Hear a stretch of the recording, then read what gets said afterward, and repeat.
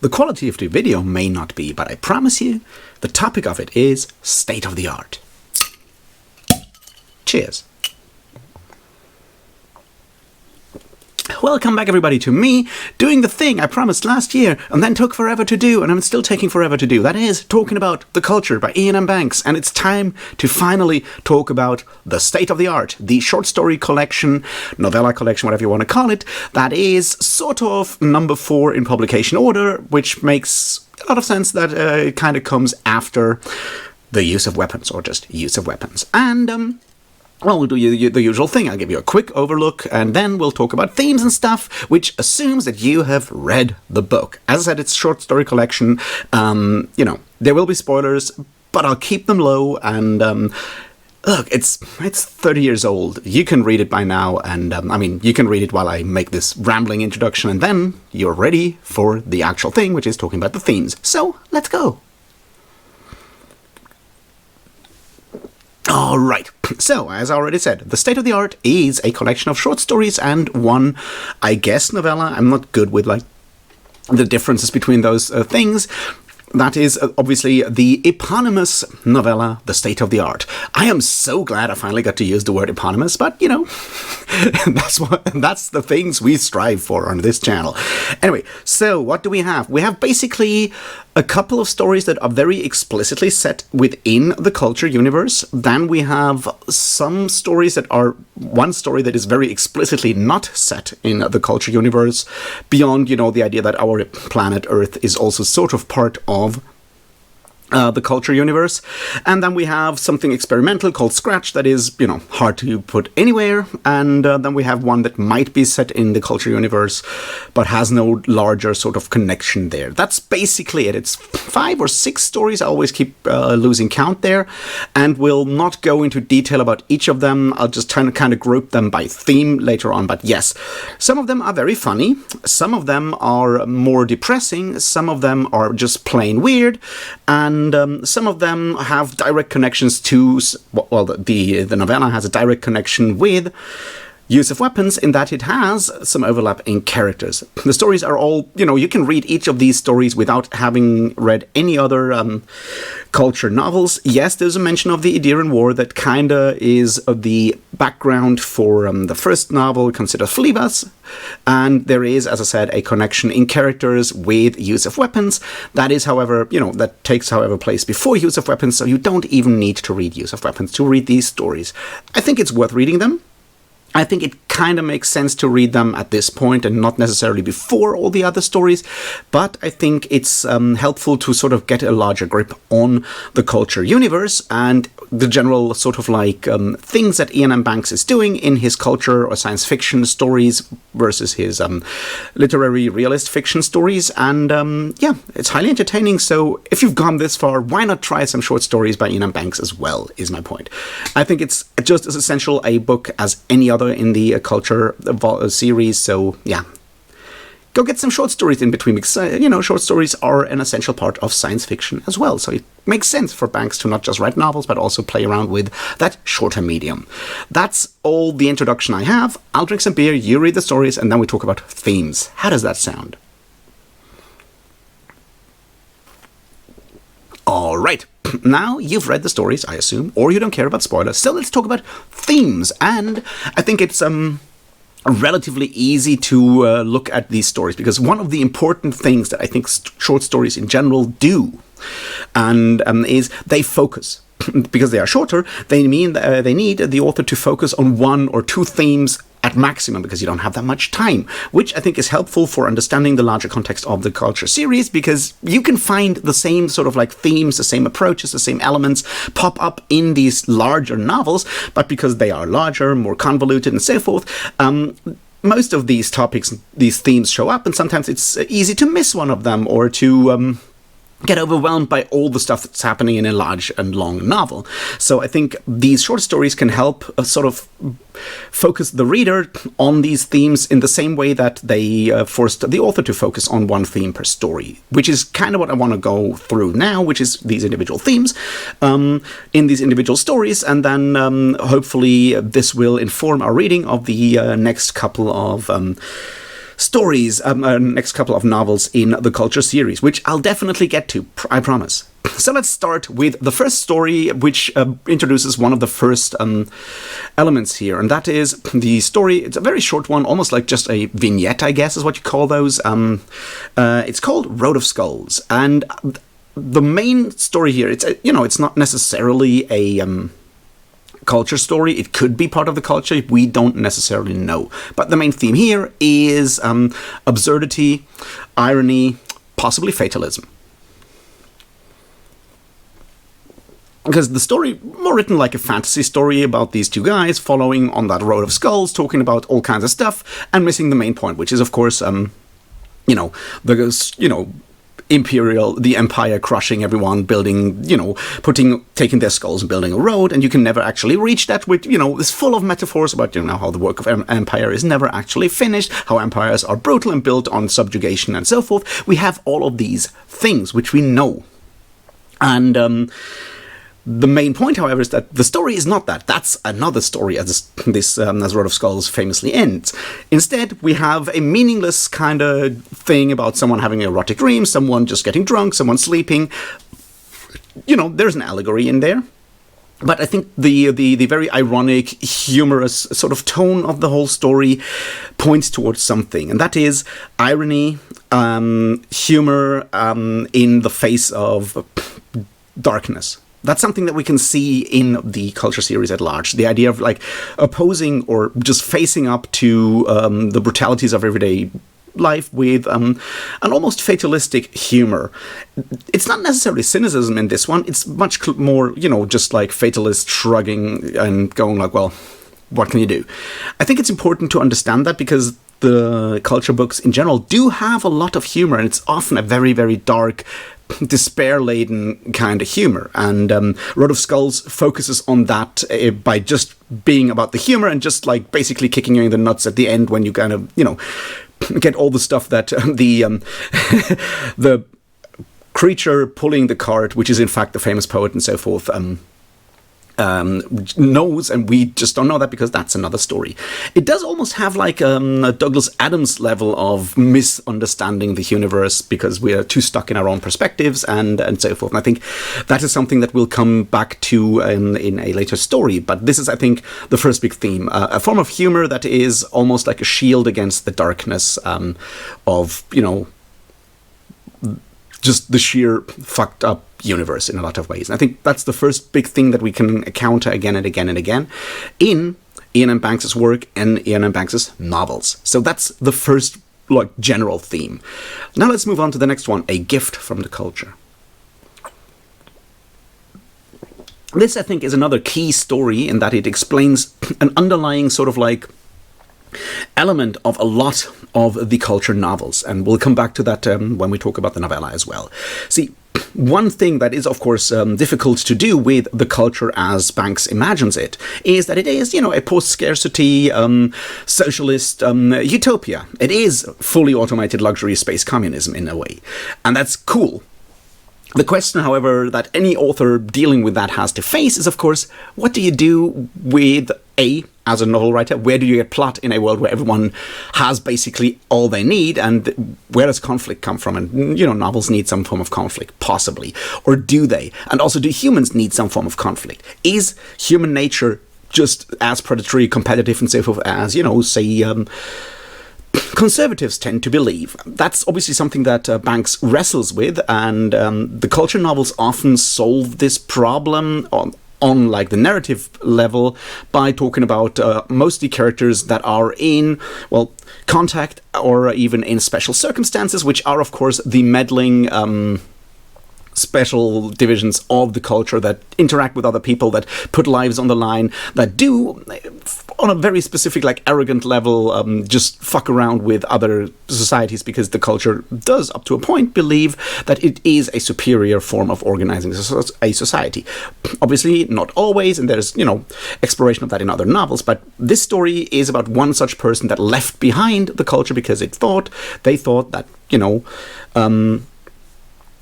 the Culture is hypocritical in that regard. They get fed up with that level of almost like superiority or smugness in a lot of ways.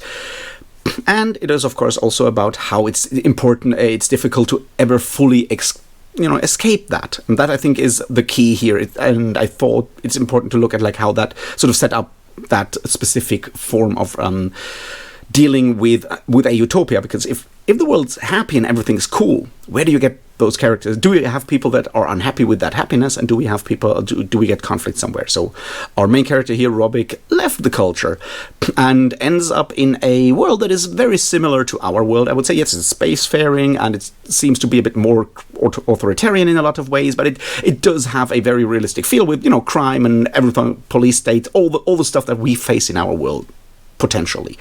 And that makes them feel happy up to a point, because some of us are sort of addicted to adrenaline, to conflict and so forth, and it may be part of what makes us feel alive. It is, of course, impossible to fully escape that, and it leads to, incredible harm, because where there's conflict, there's victims, and you lose a level of control over your own life. That is much more visceral than, say, the level of control that citizens of the culture give up to the mines, because, the mines would not, at this point, because they're beneficial and so forth, never force people to do shit they don't want to do. Mostly, at least. Unless you, sign up for, give consent and end up in contact and special circumstances. Most of the time. Obviously, there's always these edge cases, and when you read Player of Games, you can look at, whether that's actually the case and people voluntarily sign up or not. But in this case, Robic ends up being blackmailed into shooting down a culture ship, or at least a ship that may include a culture ambassador, and that will potentially lead to the culture attacking this star system and so forth. It leads to war and more harm. Now, the interesting question that is sort of hovering at the back here and is never answered is like, is it people on this planet that just want to shoot down the thing for their own ideas, or did Robic get manipulated into this by the culture because the culture has decided to take over the planet, which is paranoia. Paranoia is important in these culture novels because, yes, special circumstances is devious. Special circumstances is incredibly devious and always fucks around with people, which is exactly the thing that we can suspect here. And I think this works well if you have already read other stories by Iain M. Banks and have already encountered that level of paranoia that is warranted in some cases. And I feel after which is why I think it works well when you read this story after, say, Player of Games and Use of Weapons, and you have already encountered this like double, triple dealing or whatever the minds are doing. Which leads us to move on to Odd Attachment. And the next theme, which is once again absurdity. Now, absurdity will come up a lot, and I think it's important to understand that a lot of this is absurdist humor. This one is, of course, about a tree-like or plant-like alien that, at the end of the day, dismantles a human being because it's, playing its she loves me not game. And luckily, this one is male and does have an odd attachment and is, therefore, she loves him. Look, this is, once again, very short. It's interesting, I think, mostly because of the sort of absurdist weird humor, but also, and this I think is more important, because it focuses on sort of like the idea of self, of superiority that humanity often has. Like, when we go to our place, right, we think we're sort of like, the biggest species around.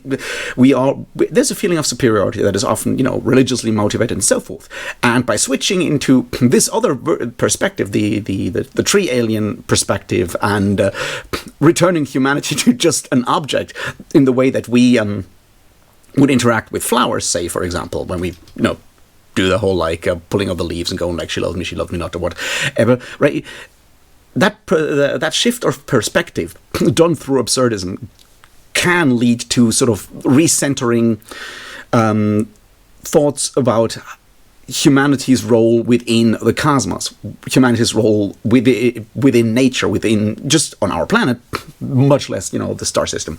And this, I think, is the key here, the idea of like questioning human superiority, which obviously comes up within the culture series in a lot of ways, in particular, of course, when it comes to human mind, that being AI interactions, because clearly humans are not superior to artificial minds. Which is, of course, where we end up with the next story.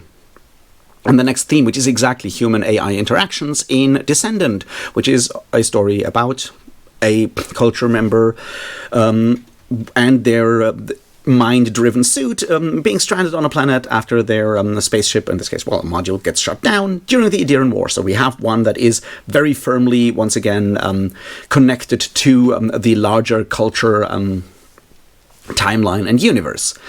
And yes, it just explores the interaction between different forms of intelligence, the idea of either assuming beneficence or obviously the opposite of that, from another intelligence that we know is more powerful, that we are reliant on. And this is, of course, once again, a large theme that kind of runs through the entire series of of culture novels.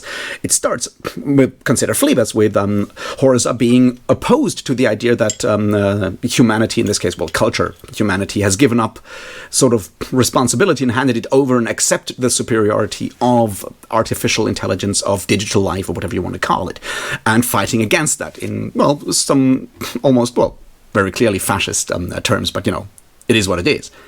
So this story does, I think, explore in a very typical sci-fi kind of short story way the idea of a spacefarer stranded on a planet and slowly dying. Is not exactly new, but because it is all about the interaction between the human and the spacesuit in this case, and starting with the human who is then slowly dying, and then talking about the artificial intelligence at the end, and showing that they are at their core both human in that they are persons with personal, you know, codes of honor, loyalty, and so forth, and that's all we can ever trust on, I think, is an important key that once again comes up. We may not understand other people, or we don't even understand other humans necessarily.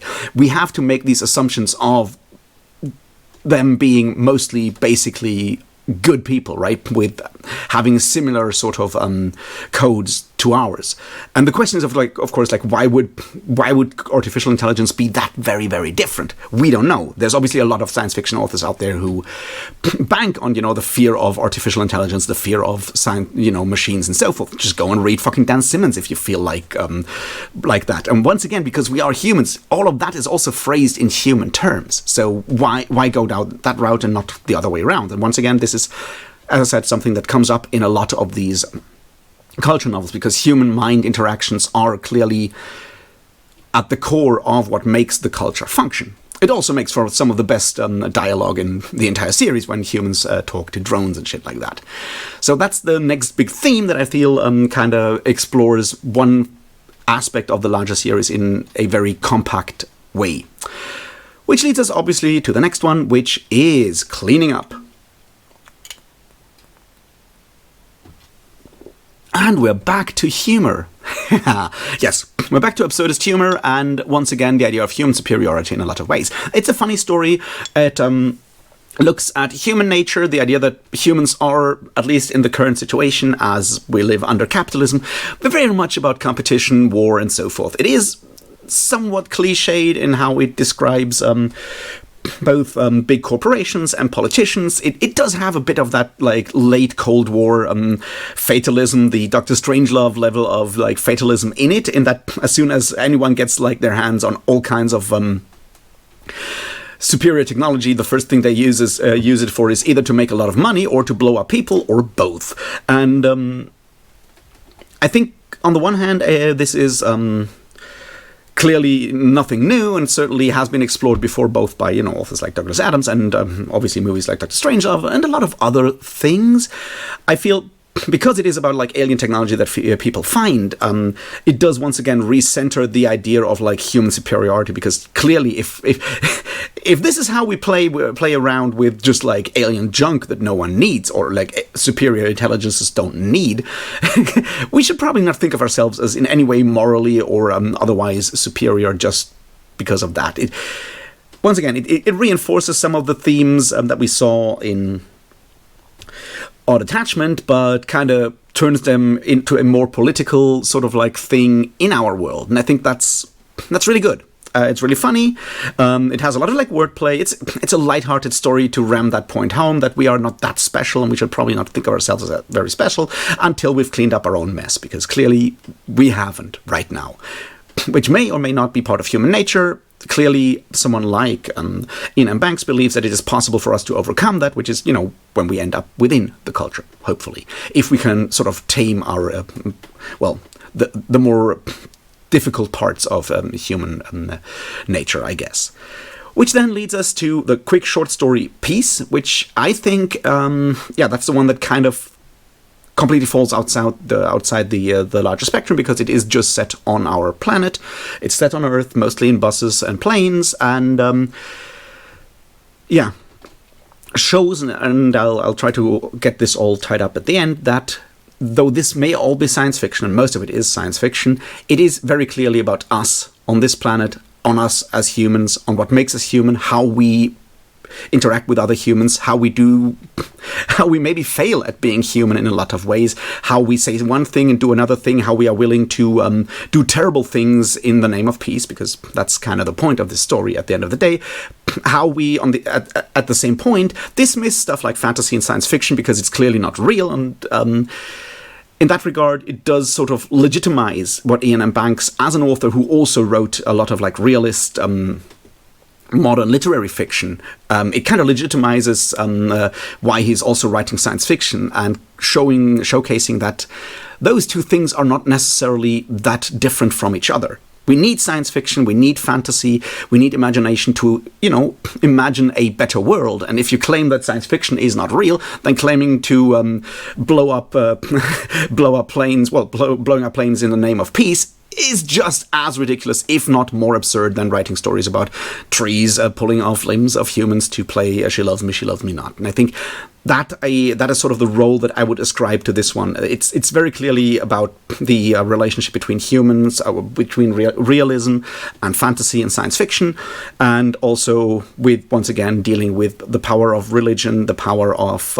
all these ideologies that drive us as humans, and how they are actually very harmful, and often contradictory in a lot of ways that are, make them just as imaginary as any fantasy or science fiction story. Which brings us to the novella, The State of the Art.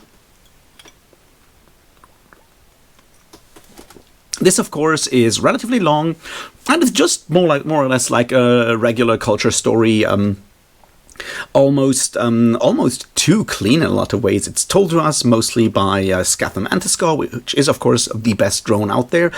It also features Diziad Sma, and talks about how the culture interacts with our world, with Earth, in, I guess, the late 80s? I keep forgetting the exact date. And I think it doesn't necessarily add too much new themes. It just brings all the stuff that came before mostly together. On the one hand, it once again looks at, the temptations of a less safe world, of, having all the boundaries, all the safety harnesses taken off, and living life in that regard, and how adrenaline and danger can have a level of honesty that may get lost in other ways, at least for some of us. And I think that's the first key point here. On the other hand, it does, of course, have human-drone interactions, minds not necessarily being able to understand why people would like to leave the culture and go down into like a fairer planet. It also looks at, how we are clearly not up to the standards of the culture yet. And, in that regard, it just like pulls all of these themes together in an interesting way that I think, it's just nice. There's obviously clearly some connections there. We have, once again, the whole thing about the death penalty, which Sma also brought up to Zekalbe in use of weapons. I think, I'm not checking again, but I think the State of the Art as a novella was written before Use of Weapons was actually written, or at least before it got published. So it makes sense that those are, in that regard, kind of connected. And at the end of the day, that's all I have to say about the State of the Art. It kind of takes all the things that we talked about before, people leaving the culture to live a regular life, and how that can be incredibly dangerous, but why maybe some of us, maybe some people want to do that. It has some absurdist humor in there, of course, in a lot of ways. It does take a look at humanity as we are right now. It kind of combines all of these things in one longer novella that I think is once again, kind of ties the culture into our world in a way that is important to understand that what Iain M. Banks is doing is, at its core, writing about humans, about us. He does so in the far, far, far, far future, in a wonderful technological utopia, in fully automated space communism, but it is still about human nature, and it is a utopia. It's something that we should aspire to, we should try to get to, and that, I think, is sort of the level here. Then there's, of course, Scratch, which is mostly, I guess, like experimental absurdism. I like it because it also shows that Iain M. Banks is someone who's willing to play with language in a lot of ways, and that's something that I guess sometimes gets lost, even in especially in like how I talk about the books mostly.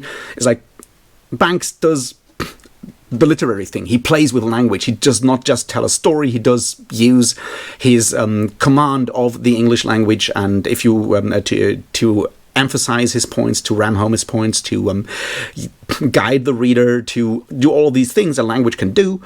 And if you want to do that kind of stuff, you also need to play around with language, and Scratch does exactly that. So that's all the stories in this. And I think before we kind of close this all up, I think it's, as I said, important to read this because it kind of gives us as readers a chance to look at the different facets of Iain M. Banks's work in the Culture series, in individual sort of like case studies for each of these themes, and that can make it easier to recognize them when we go and read some of the larger novels that have a lot of these themes overlapping, interacting with each other, and so forth.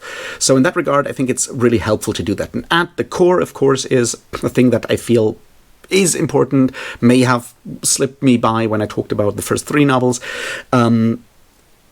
It is about us. It is about humanity. It's about human nature. Obviously, all art is about human nature. All art is about how we interact with each other. What is the human condition, so to speak. And it doesn't matter if that's in space with, lasers and spaceships and whatnot, or if this is in a depressed marriage that's falling apart in the American Midwest in the 2000s or whatever. That doesn't matter. It's about humanity. It's about us. It's about like how we imagine ourselves, how we imagine we could be, how we imagine we should be, and how we contemplate how terrible we can be. And then it's, of course, the question, what do you take from this? Do we just accept it? Or do you think that it's possible to go into a better future, to change ourselves, to be more the people that we want to be and less the people that we fear we might be? I would suggest that Iain M. Banks, while acknowledging that we can be incredibly terrible, always holds up the hope that we can be the people that we want to be. And that, I think, is a very hopeful message, and one that kind of goes through all of this. Sometimes it's just so bad you gotta laugh. Sometimes it's important to accept our insignificance in a global scale, in a galactic scale, and sometimes it's important to see who we could become, and for that we need to acknowledge what we could also become. And that's good. So that's my thoughts on the state of the art. If you've read the short stories, let me know what you think. If you disagree with me, let me know what you think. I don't know, write stuff in the comments. It helps engagement. We all need engagement, don't we? I don't even need a ring for engagement, right? Anyway, point is, thanks for doing this. Thanks for sticking with me. Sorry it took so long to actually move on. I'll try to get the next one out quicker. Like, subscribe, join the Patreon, comment, share it with someone. Do the fun things, I guess. And I'll see you in the next one. And until then, thanks and cheers.